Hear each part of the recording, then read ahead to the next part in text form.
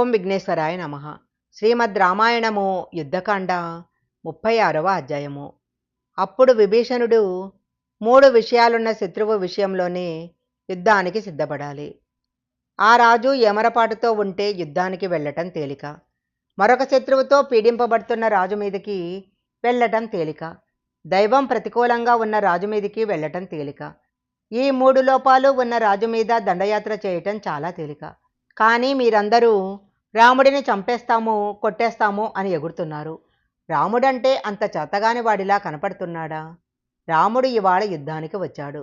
అప్రమత్తుడై ఉన్నాడు. దైవము ఆయన పట్ల అనుకూలించి ఉంది. మీరు భరతుడి సైన్యం వేషాలు కట్టుకొని వెళితే తెలుసుకోలేనంత మూర్ఖుడు కాదు. భర్త అయిన సముద్రాన్ని దాటి యువతలి ఒడ్డుకు నిన్న హనుమ వచ్చి లంకా పట్టణమంతా కాల్చేశాడు. మరి నిన్న మీరు హనుమను ఎందుకు పట్టుకోలేకపోయారు? ఇన్ని కోట్ల మంది ఇక్కడికి వచ్చిన వాడిని పట్టుకోలేకపోయారు. ఈరోజు మీరందరూ ప్రభువు దగ్గర నిలబడి నే కొట్టేస్తాను, చంపేస్తాను అంటున్నారు. ఇవి మంత్రులు చెప్పవలసిన మాటలేనా? మీ మాటలకు ఆలోచన కానీ విచక్షణ కానీ ఉందా?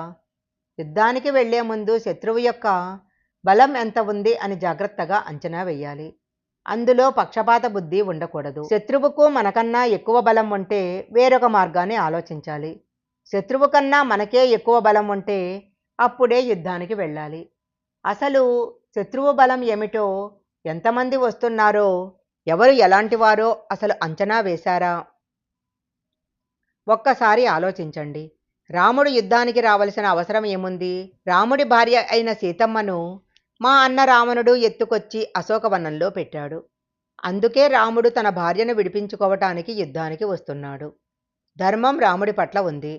ధర్మం ఎక్కడుంటే దేవతలు అక్కడ ఉంటారు. కనుక దేవతల అనుగ్రహము రాముడికి ఉంటుంది. మీరు రాముడి మీదికి యుద్ధానికి వెళదామని ఎలా అనుకుంటున్నారు? ఏ రకంగా చూసినా రాముడిదే పైచెయ్యి.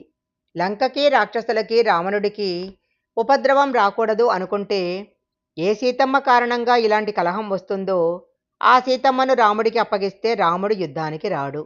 తప్పు చేసింది మనము. ఆ తప్పును సమర్థించుకోవటానికి ఇన్ని కోట్ల మందిని ఫణంగా పెట్టడం మంచిది కాదు. నా మాట విని సీతమ్మను ఇచ్చేయండి అన్నాడు. విభీషణుడు చెప్పిన మంచి మాటలు చెవికి ఎక్కని రావణుడు తన మంత్రులను ఆ సభ నుంచి వెళ్ళిపోమ్మని చెప్పి తాను కూడా వెళ్ళిపోయాడు. విభీషణుడు మరునాడు ఉదయము రావణుడు ఉన్న గృహానికి వెళ్ళాడు. అక్కడ కొన్ని వేల మంది స్త్రీలు ఉన్నారు. బ్రాహ్మణులు స్వస్తివాచకాలు చెప్తున్నారు. పూజలు, అగ్నికార్యాలు జరుగుతున్నాయి. రావణుడు ఒక మంచి తల్పం మీద కూర్చొని ఉండగా విభీషణుడు అక్కడికి వచ్చి నమస్కరించి, నిన్న నీకు కొన్ని విషయాలు చెప్తుంటే వెళ్ళిపోయావు. నీకు కొన్ని విషయాలు అంతరంగా చెప్దాం అనుకున్నాను. ఈ విషయాలు లంకలో అందరికీ తెలుసు, నీ మంత్రులకు కూడా తెలుసు. కానీ నీకు భయపడి ఎవరూ చెప్పటం లేదు. నేను కూడా చెప్పకపోతే నా అన్నను రక్షించుకోలేని వాడిని అవుతానని నీ మీద ప్రేమతో చెప్పడానికి వచ్చాను. నువ్వు ఏనాడైతే సీతమ్మను అపహరించి లంకకు తీసుకొచ్చావో ఆనాటి నుంచి నాకు కొన్ని దుర్నిమిత్తాలు కనపడుతున్నాయి. ఎప్పుడైనా హోమం చేద్దామని 4 పుల్లలు హోమగుండంలో వేస్తే ప్రారంభం నుంచి కూడా అగ్ని పెద్దగా పైకి రావటం లేదు. పొగ చుట్టుముట్టి ఉంటుంది. అన్ని హోమగుండాలలోని అగ్ని కూడా పొగతోనే ఉంటుంది. నిప్పురవ్వలు బయటికి కనపడుతున్నాయి. అగ్నిశాలలోకి, వేదశాలలోకి, పూజాగృహంలోకి విశేషంగా పాములు వస్తున్నాయి. అన్నిటికీ మించి తెల్లవారుజామున హోమం చేద్దామని పాయసం కానీ తేనె కానీ పెట్టుకుంటే వాటి నిండా చీమలు పట్టి ఉంటున్నాయి. ఇవన్నీ కూడా అమంగళకరమైన శకునాలు. ఆవు పాలు తీసుకొచ్చి పెట్టగానే అవి విరిగిపోతున్నాయి. ఏనుగులకు మదజలాలు కారకుండా అలా నిలబడి ఉంటున్నాయి. గుర్రాలు ఉత్సాహంగా సకిలించటం లేదు. దీనంగా సకిలిస్తూ కన్నుల వెంట నీరు కారుస్తున్నాయి. గాడిదలు, కంచర గాడిదలు జంతువుల మీద వెంట్రుకలు తమంతట తాము ఊడిపోతున్నాయి. ఈ జాతి మృగాల మీద వెంట్రుకలు నిలబడటం లేదు. కాకులు గుంపులు గుంపులుగా వచ్చి ఇళ్ల మీద కూర్చొని అదే పనిగా అరుస్తున్నాయి. ప్రతిరోజు గద్దలు ఇళ్ల మీద కూర్చుంటున్నాయి.